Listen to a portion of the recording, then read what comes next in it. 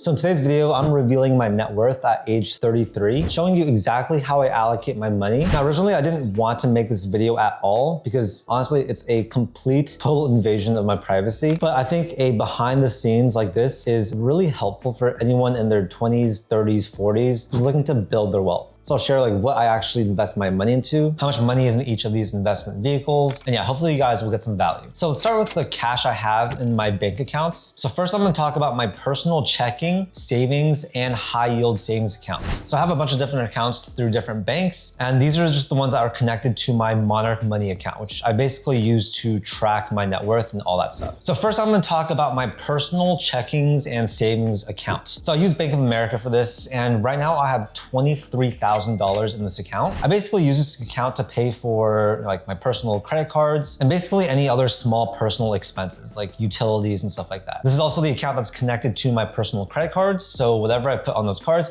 it goes through this account. I'm a big believer that you should not have that much money in these types of accounts. They don't make any interest at all. Next is my high yield savings account. So currently I have $646,000. This is spread between my two accounts at SoFi and Ally. These are my favorite high yield savings accounts. Right now I'm getting between like 3 and 4% interest on the money sitting there. It's not the best, of course, but it's also a lot better than keeping all my money in Bank of America or Chase. So it sort of helps me fight some inflation. And honestly, right now I have way too much money in my high yield savings account. This amount should be a lot lower because I should definitely be putting more into actual investments. Now, if you include my business bank accounts, so I do have a few different businesses, then I actually have just over $1.6 million total in cash. So $1.454 million in one set of accounts, and then $178,000 in another account. So breaking it down, if you look at my business bank accounts, it's just over $1 million.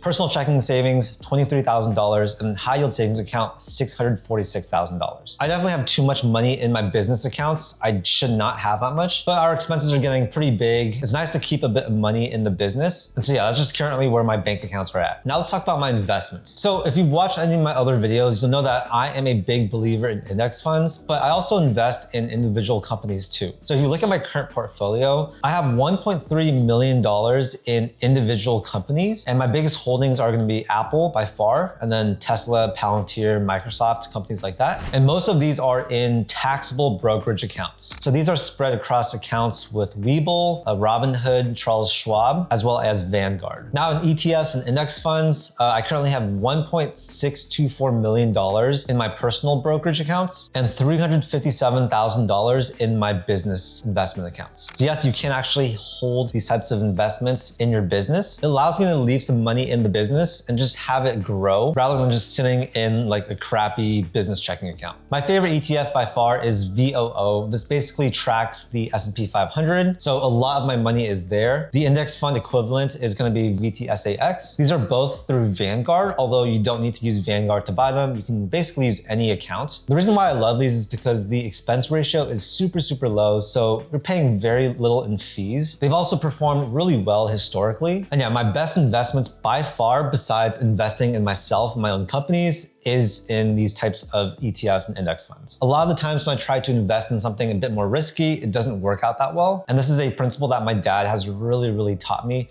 Just park your money in index funds, ETFs. You're investing in the market as a whole, and over time, that is bound to go up. It's also extremely passive, so I don't even look at these, you guys. I'd rather focus my time and energy on just building my businesses. Okay, next is Treasury bills. I'm a pretty big fan of Treasury bills because it's also a very passive way for me to have my money earn some interest. And the best thing for me is that any interest you make from T-bills, it's not taxed by the state. So I'm in California. Obviously, we have a very high California state income tax, and any money I make from T-bills does not get taxed at the state level, only at the federal level. So I have $635,000 in my business account Treasury bills, and I have $707,000 currently in my personal Treasury bills. So if we add that up, I think it's $1.342 million. I think the current interest rate I'm getting in those is between 3.5% to 4%. So that makes about $45,000, $50,000 per year in passive income. Next are my crypto holdings. So I counted it all up. I have about $650,000 in crypto at this moment. Most of it is in Bitcoin. Bitcoin. That's the one that I recommend for most people. But I also have a good chunk of Ethereum. I have a tiny bit of Doge, NFTs, and other smaller coins like that. And yeah, overall, I do believe in the long-term potential for crypto. And that's why I just buy Bitcoin and Ethereum mostly. I just hold it long-term and I never sell. Next, let's move on to my retirement accounts. So in my Roth IRA, I currently have $114,000. If you guys aren't maxing out your Roth IRA, I highly recommend doing that. It's a tax advantage retirement account. It lets you put in post-tax money, so money that you've already paid taxes on, and any gains you make in this account, you don't owe taxes on it. There's also a traditional IRA that you guys can do. The only difference with this is that the money you put in is actually tax deductible in that year, but any gains you make in that account are of course taxed like normal. So it's really a trade-off, but for me, I like the Roth IRA. And then next is my solo 401k. So this is sponsored by one of my businesses. Right now, I have about $275,000 in this account. And as you can see, most of the money is in VFIAX as well as VTSAX. So yeah, the money is basically invested in index funds. Now, my favorite ETF is definitely VOO. This tracks the S&P 500. So basically, when you invest in this, you're investing in the top 500 companies in the US. And for me, I just love putting my money in the market as a whole because I really try to not time the market. I also try to really not think that I'm smarter than other people. What I've been told over and over again is that you should try to not pick stocks individually, rather just invest in the market as a whole. It's a super passive thing to do. Instead, focus your time building your business, making more money, and just in the long term, investing in the market as a whole should perform extremely well. Next is my health savings account. So currently I have $7,700 in this account. If you're self-employed and you have a high deductible health insurance, then you're actually eligible to start putting money into an HSA. I think the cap is about $4,000 per year right now. And you can use this money to spend it on eligible health stuff. So I definitely recommend taking advantage of this. Next are my alternative investments. And as of right now, I have about $200,000 in private equity and other random stuff. So I definitely recommend taking advantage of this. I'm not gonna dive too much into what those are, but they include like restaurant investments, some more like speculative crypto stuff, as well as angel investments. So I don't recommend this for most people. There's a very good chance that a lot of this money is just gonna disappear. Yeah, currently about $200,000 in this category. So next are my active businesses. Now, what I could have maybe done is try and calculate how much equity I have in my businesses currently. So just a little bit of background, I have a media company that basically does YouTube educational videos. I have an overseas recruiting agency and also have a YouTube content agency. It's very hard to sort of guess what equity I have in each of these or how much these businesses are worth. And so I don't really want to include this in my current net worth. I also don't plan on selling any of these businesses anytime soon. So we'll mark this as $0. Next, let's talk about my real estate. So this is something that I really wish I had more of. As of right now, I have about $350,000 in equity in my investment property. This is a property that my sister and I co-own. We currently have 2 tenants living in it. And if you take the current price that it's worth, subtract the mortgage on it, then we're each left with about $350,000 of equity. This was a project I worked on many years ago. I put a lot of work into actually renovating this place. Yeah, as of right now, that's the only money I have in real estate. And the main reason for that is because I live in very high cost of living areas where I just don't think it really makes sense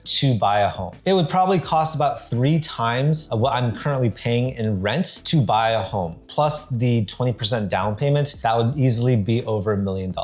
Now let's talk about my other assets. So first, let's talk about cars because I do love cars. If you add up the value of my 4 cars right now, it adds up to about $1.05 million. Most of my cars I paid cash for, but I do have one loan of about $100,000 on my Sprinter RV. So if you do the math, that's about $950,000 of equity in my cars. Now, I don't buy cars just to drive them. I think they can actually hold their value quite well. One huge reason I buy is because I actually think the value of that car is gonna either hold steady or go up. So my Aventador SV Roadster, it's one of 500 in the world. That has made about $100,000 at least in profit since I bought it last year. My 458 has also held its value extremely well. I could probably sell it for about what I bought it for about 4 or 5 years ago. Range Rover, horrible investment. That car definitely lost money on. And then the Sprinter RV, also not the best investment, but we do rent that out, so it does generate a little bit of income. Next are my collectibles, so like watches and art and stuff like that. I tried to calculate it. I think it's about $120,000 in watches right now. That's all I'm gonna really say are my collectibles. Yeah, these are just watches that I've purchased over the years. I do like watches. I do think they hold their value quite well if you buy the right ones. And so instead of thinking like, I'm gonna spend $10,000 on a watch and that money is gone forever, I think a better way to think of it is, okay, I'm gonna spend $10,000 on a watch. What is that gonna be worth later on in case I don't want it anymore? And so many of the times for the types of watches that I buy, they're gonna hold their value. They might even go up. So it's almost like it's free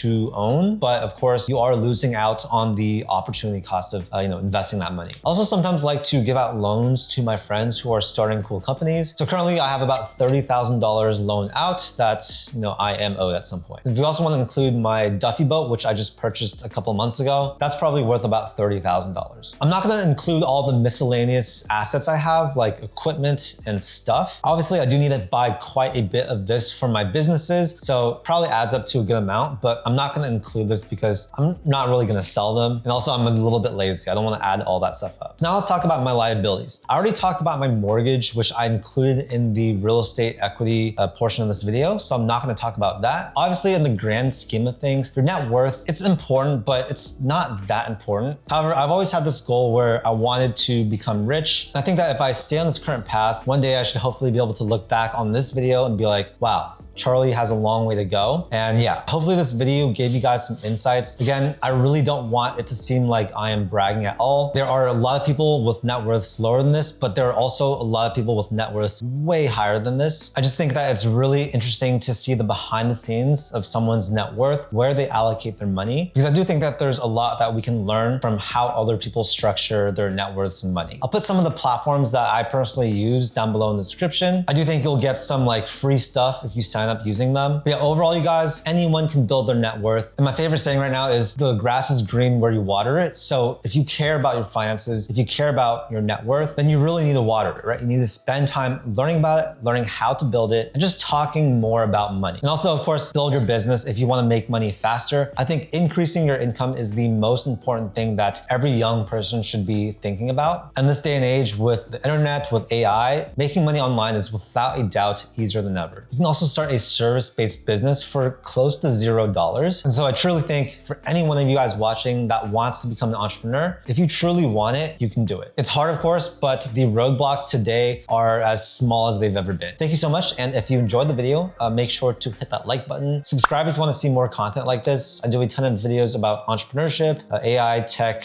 finances, all that stuff. And yeah, my whole goal is to help you guys live a financially successful life. Again, thank you so much for your time, and I'll see you in the next video. Peace.